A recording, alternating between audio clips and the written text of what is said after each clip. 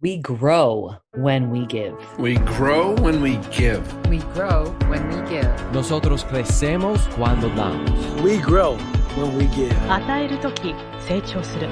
We grow when we give. Welcome to ROG, Return on Generosity. I'm your host, Shannon Cassidy. This podcast celebrates generosity at work, not financial giving valuable time, mutual respect, alternative perspectives, and genuine collaboration. Our incredible guest in this episode is Lisa Chang.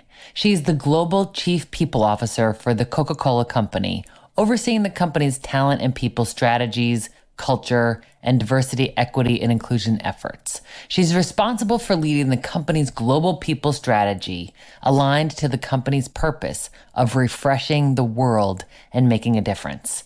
Lisa and her team are focused on creating an environment where employees can thrive and equips the organization to win. Lisa and her husband have 3 children, a daughter and 2 sons. Her family also has a fur baby named Cooper. This episode was recorded in March 2021. We shared part of the interview during our AAPI Voices series, episodes 25 through 29. Lisa's is episode 25. The link will be in the show notes. Please check it out. This episode begins with Lisa sharing where she has witnessed generosity at work. Enjoy learning more from the one and only Lisa Chang. Here you are responsible for this huge organization as the Global Chief People Officer for this iconic brand.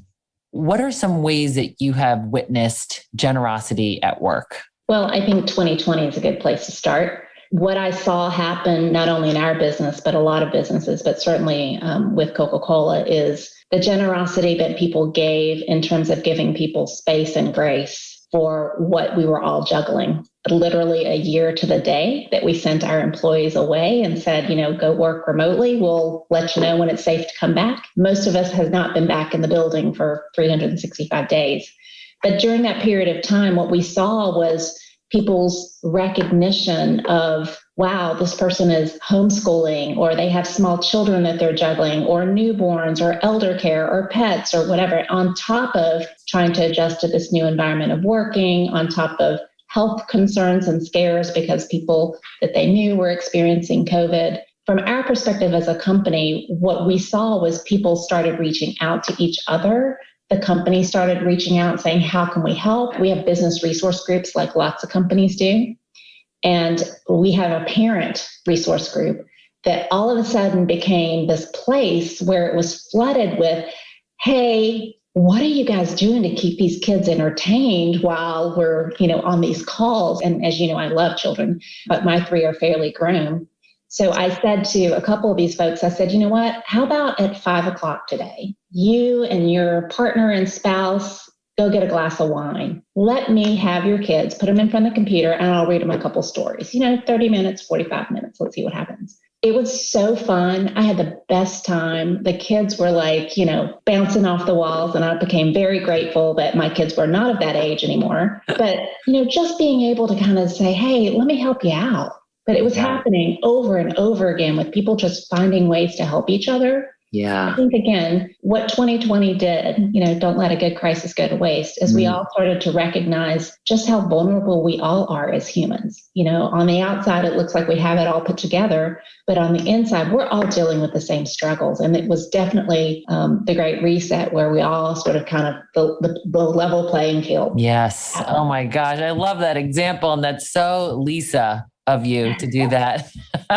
And back to that reciprocity. I mean, how did that make you feel as the storyteller? It made you feel grateful that your children aren't toddlers, but for you, you recognize a need. I mean, that's one of the things I admire most about you, Lisa, is that you recognize how people are feeling. And you don't just say, gosh, they must be Zoom exhausted, or, write it off as like, oh yeah, everybody's tired from the pandemic. You take it a step further to be curious about, well, how are they feeling and what could I do? I mean, I can't change the fact that we're all working from home, but I could give them a break.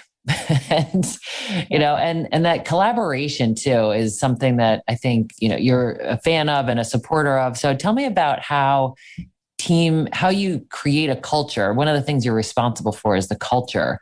how do you create a culture where people support each other and help each other? Well, I think it does go back to leveling the playing field and making sure that people understand that we all have a story. And one of the things that, again, what we've learned during this time is it's gotten really personal. Through the Zoom calls and the video calls, we're literally entering into people's homes and their lives, and we're seeing kind of the day-to-day things that we all have to deal with. And what we've tried to do, again, is ask people to think about what's happening in the others' lives. And the most important thing that we asked for was an opportunity, and I say space and grace because, it really is. We said to them, take into consideration what that person might be going through, what they're trying to juggle, and create that environment where you're putting yourself in somebody's shoes and have empathy for that, to be able to lead through that, to work through it, to collaborate.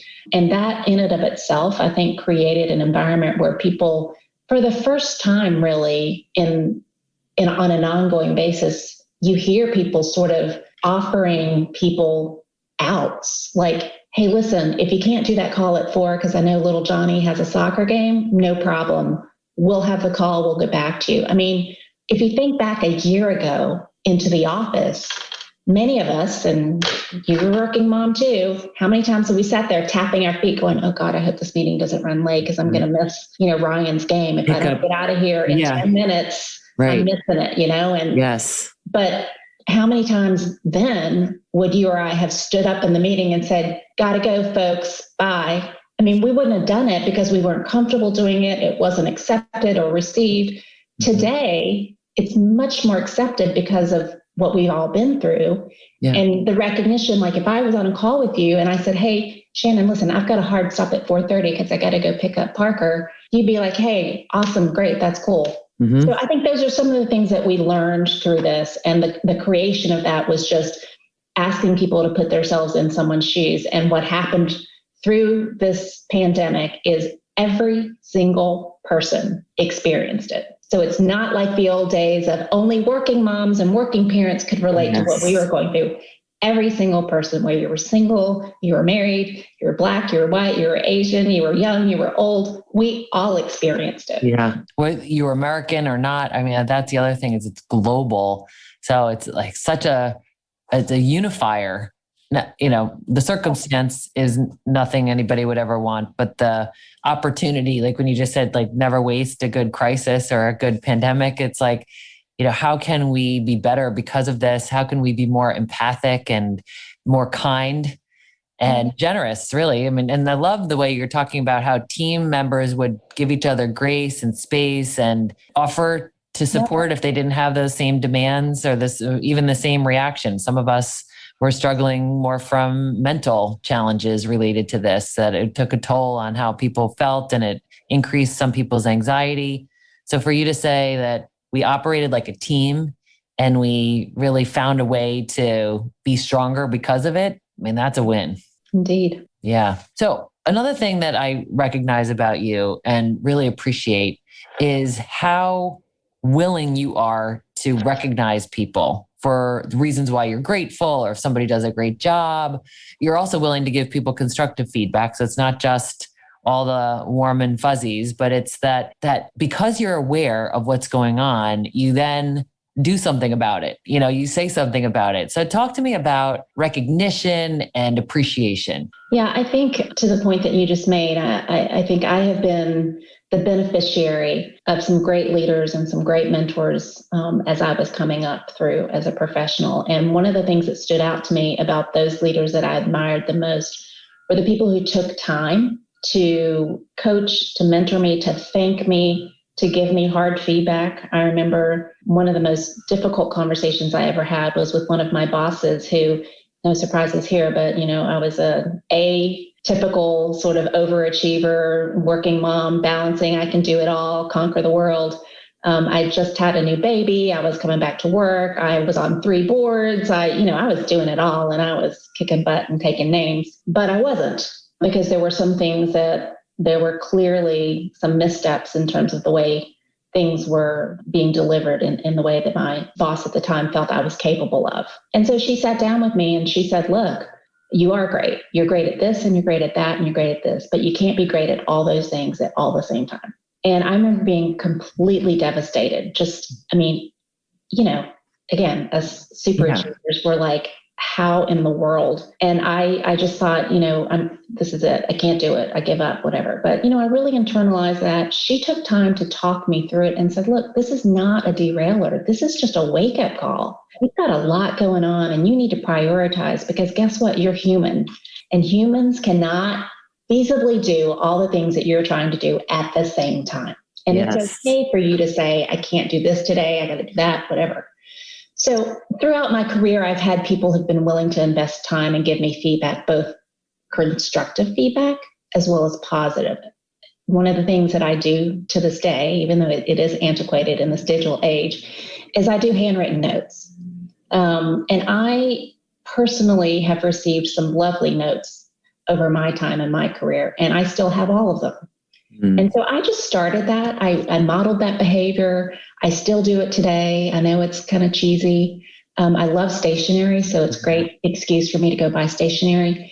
But secondary to that is just the number of, and it's simple. It's, congratulations on your anniversary with the company, or, great job on that presentation. I know it's the first time that you presented to the leader team, but I thought you did a great job. Or, thanks for contributing to that project. I heard such great things about you, blah, blah, blah. Simple, takes me no time at all. Yeah. And the number of reach outs and calls and messages I've gotten from people who've received those messages who have just had the same reaction I had. Which is, oh my gosh, I can't believe she took time to handwrite me a note. Little me, right? I remember thinking that with some of the notes I would get. Oh my gosh, this is written by the CEO of the company. Oh my gosh, And my most favorite story actually happened fairly recently since I've been at Coke, is I did write a note to one of our leaders that had been with the company for over 30 years. And she was celebrating a pretty milestone anniversary, which is incredible. Yes. And so I just wrote her my note and I say, gosh, congratulations. What amazing accomplishment to be with our company for 30 years, and so much that you've contributed and learned, and we're grateful and thankful, and I hope you'll take time to just celebrate your accomplishments, blah, blah, blah. So she calls me and she says, in my 30 plus years at this company, I have never received a handwritten note from anyone, much less, the head of HR, of someone who is new to the company. And that, Shannon, I tell you, again, I don't do it because I'm expecting them to call me or give me kudos for it. I do it because I felt great when I got those notes. And I do it because it's just something very small that can help people pause and reflect on, I'm appreciated. And we all sort of know that although they're in the Maslow's hierarchy, there are lots of things that we need. That self-actualization is really important. Yes. Yeah. And that sense of belonging is even lower down the list in terms of essential needs. And you're reminding these individuals they belong, they're appreciated. We're glad you're here. We're so grateful you've invested 30 years of your career with us. It matters. You matter. What I love about this example, Lisa, is that it's the little things. So very often when we think about being generous, we think about financial giving. When we're talking about generosity at work and generous leadership, we're talking about these things, these little, they seem little, but they're huge. Right? Somebody will stay loyal to an organization because of a leader like the one you had and like you, who take a minute and thank someone sincerely. And I think that because we're in a time where there's so much demand on our time and there's so many creative ways for people and things to capture our time and attention, to take a minute and actually put a pen to a piece of beautiful stationery and write out your thoughts and put a stamp on it and put it in the mailbox. Like you said, it seems so old fashioned, but it's a lost art. Yeah. So it's a good reminder to those who have done that in the past and maybe want to revisit that habit, or maybe you haven't ever done something like that, but to give it a shot and see the kind of reaction you get. My children, even as old as they are, I still make them do the handwritten thank you notes for birthday gifts or even to their grandparents. And, the number of eye rolls I've received of like, really, I just saw them and I have to write them a note. And it's like, yes, you need to write them a note. But it's paying off, I will tell you, because I think, now that my daughter's grown and out working on her own, she's developed, sort of this habit of it's important to say thank you, especially to people who've helped you.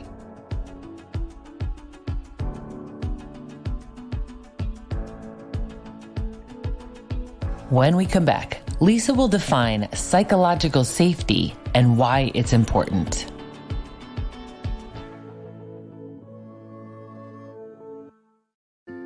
Hello, I'm Marianne Newell, Assistant Director of College Support at St. Joseph University's Kinney Center for Autism Education and Support. Located in Philadelphia, the Kinney Center has a twofold mission: to educate and train the autism professionals of tomorrow while supporting and serving individuals and families affected by autism today. I'm part of the Aspire College Support Team, helping St. Joseph's University students with autism achieve collegiate success through social and executive functioning support. Learn more about our services by visiting sju.edu/KINNEY.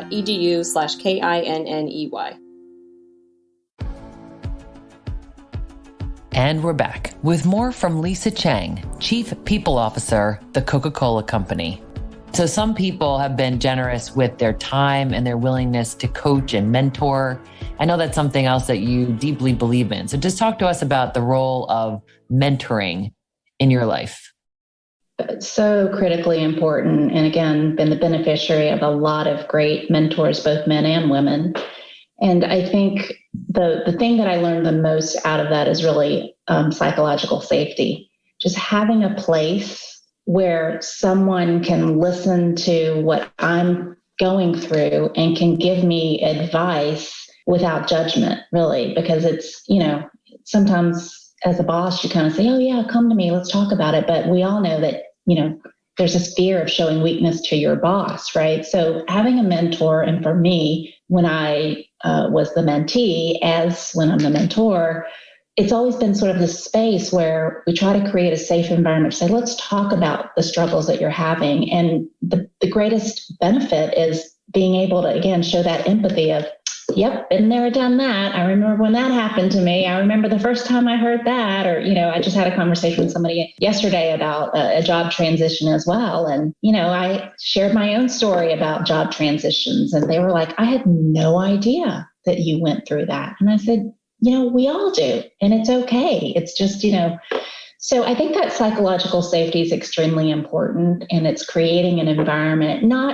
psychological safety is different than protecting somebody at all costs, right? So sometimes I think people feel like, oh, that person is always going to have their back no matter what they do, good, bad, or indifferent. I mean, I think psychological safety is knowing, as you said, if someone wants to give critical feedback and it's difficult and hard, they have to know that the reason I'm giving that feedback is to help them. It's the intent is a positive intent. It's not I want to try to bring you down, right? Mm-hmm. So the difference between that. And so those environments, I think, are what are most important about a mentoring and mentee relationship. I've had a couple of situations recently too, where as a mentor, I've just listened. I mean, I've just said, just talk to me and tell me, how are you feeling? What's going on? How did that make you feel?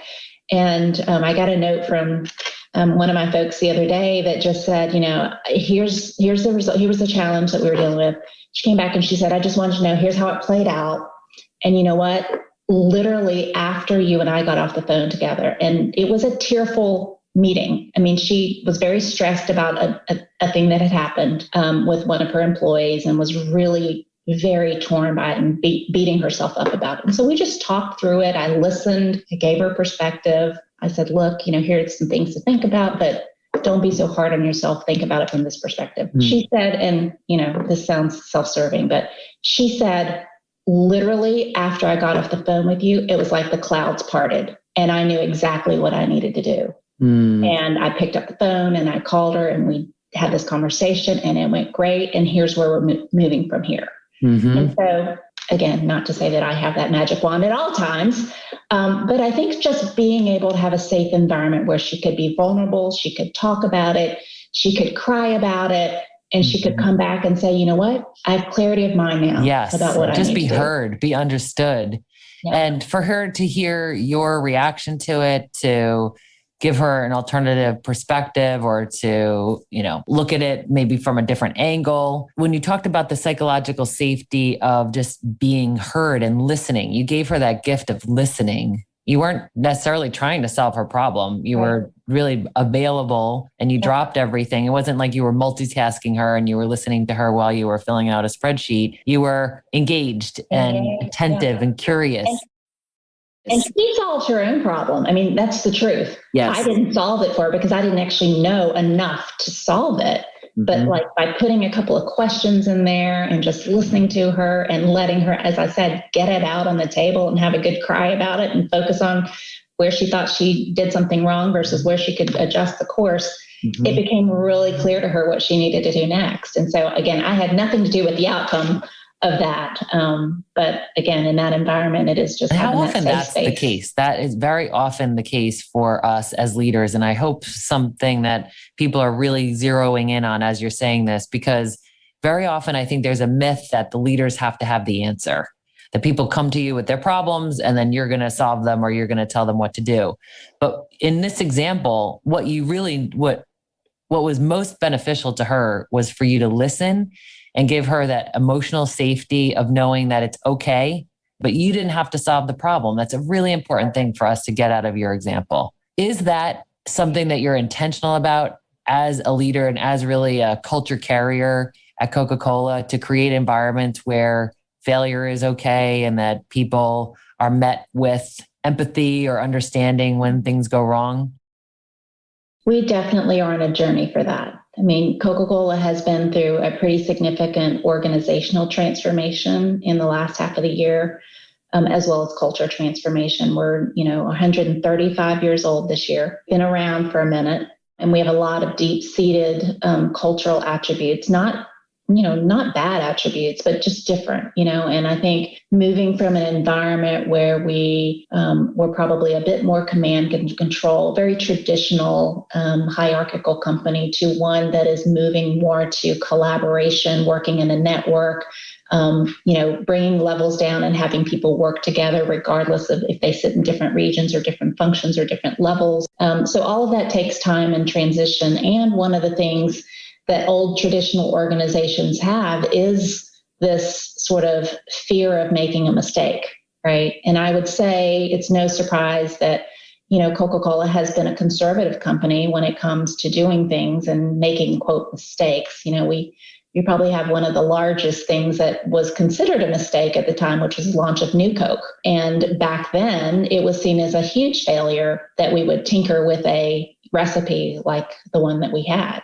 Mm-hmm. But looking forward, that's how innovation happens. Had we not tinkered with it, we wouldn't have gotten to Diet Coke or Coke Zero or Cherry Coke or whatever. So I think we are trying to get our organization to get quicker about understanding that failure isn't bad. I've been working with a couple of other folks that have talked about the different types of failure, right? So there's the failure that you just shouldn't do because you've made the mistake so many times. It's like at some point, if you keep running into the wall and you don't just adjust your course, then shame on you because you're not learning from it, right? Mm-hmm. And then there's the failure that you just didn't know. You didn't know that was going to happen, right? There's nothing you could have done to predict that could have happened. And so, that's a kind of failure that you really have to kind of step back and say, okay, what would I do differently? Mm-hmm. That's kind of the broader one. And then there's the calculated risk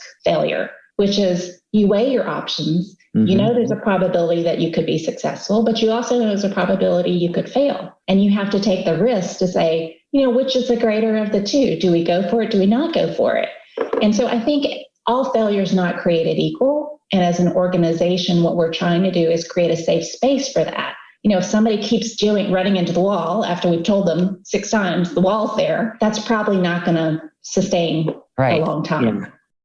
One of the other two, we have to pick ourselves up and figure out what we do with that failure. The whole adage, use your gravestones as your stepping stones. I mean, if you fall down, get back up and step on that stone and go to the next level, but you got to learn from it. So we have a ways to go for that for sure. But I think that is one of the most successful attributes of entrepreneurial growth companies is learning from our failures and our mistakes and fail fast and move forward. Yeah. Thank you for that transparency and understanding about where you're at, because I think it is an opportunity to grow. It's a subject matter to study. Not all mistakes are created equal. I like how you said that because it's true. And if we're not encouraging some level of risk, then we're never going to grow. And that's for the individuals who we are responsible to as leaders. It's for the products, it's for our customers. Like, how are we continually innovating and pushing it in a smart, strategic way, knowing that that could actually be a failure, but knowing, like you said, you're doing that analysis to say it's worth the risk because there's this reward, or because it's essential, or because our customers are telling us we have to do this, so we're going to figure it out. So it's helpful to look at mistakes in a more academic sense of it's not just like good or bad. It's like it depends on the situation.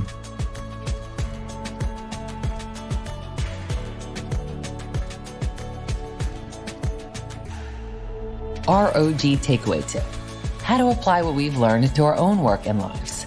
3 key points of self-reflection. Number 1, thank you notes. 2, psychological safety and listening. And 3, how we handle mistakes. Number 1, gratitude and thank you notes. You know I'm a huge proponent of gratitude. I post every week on Thankful Thursday. I created a gratitude journal that really enriches my life. And like Lisa, I believe in handwriting thank you notes on paper, requiring a stamp to mail from the mailbox. Why is a handwritten note so valuable? Because it takes time and thoughtfulness. In order to send this little treasure, you must first think about the person you're grateful for, and then find something to write on, ranging from a napkin to beautiful stationery. Write the note, address it, put a stamp on it, and mail it. Now, it's not an exorbitant amount of time, but it's enough time to make it stand out and give the receiver a true sense of gratitude. If you haven't already been practicing this, try it. Just send one. It's a win-win-win. You feel good, they feel good, and everyone who's influenced by you and that other person feels good. Number 2, psychological safety and listening. Lisa explained that an essential ingredient to mentoring and leadership is giving people a safe space to express their thoughts and feelings. How regularly do you offer that type of judgment-free space to others? Who may need it? Is there someone on your team who could benefit from your listening? You don't need to solve their problem. Often that's not what they need or want anyway. Most of us just want to be heard, understood. We learn more about how we feel and what we need when we have the chance to share. So give someone the gift of your attention this week. Create a safe space for them to be and feel exactly as they are. And number 3, mistakes. One of the topics I speak about with teams is the myth of mistakes. The myth is that mistakes are bad, blameworthy, and shameful. The truth? They're human, normal, expected, and a sign of trying. If we never make a mistake, then we would actually be admitting that we're never trying anything new. How do you interpret the mistakes of others? How do you handle the mistakes that you make? Is your immediate reaction to judge and blame? If you have that reaction, well, then you're like most of us. To be a truly generous leader, we need to put a space in between cause and effect, the situation and blame. Instead, there's a situation, the mistake, and we greet it with generosity by asking higher quality questions like, what do I want to make this mean? How can I minimize the negative impact of this mistake? What can we learn from it? How can we inform others to help them avoid making a similar mistake? Who do I need to apologize to? When a mistake happens this week, which it will, respond as a generous leader, a curious leader, a human leader, one who knows what it feels like to fall short sometimes. This week, number 1, write a handwritten thank you note. 2, provide a safe space for someone. And 3, treat mistakes as opportunities to learn and develop trust through imperfection. Please hear the rest of Lisa's interview from the AAPI Voices, episode 25. Join us next week for Sienna Stewart, who speaks about dying kindly. Until then, stay generous, everyone.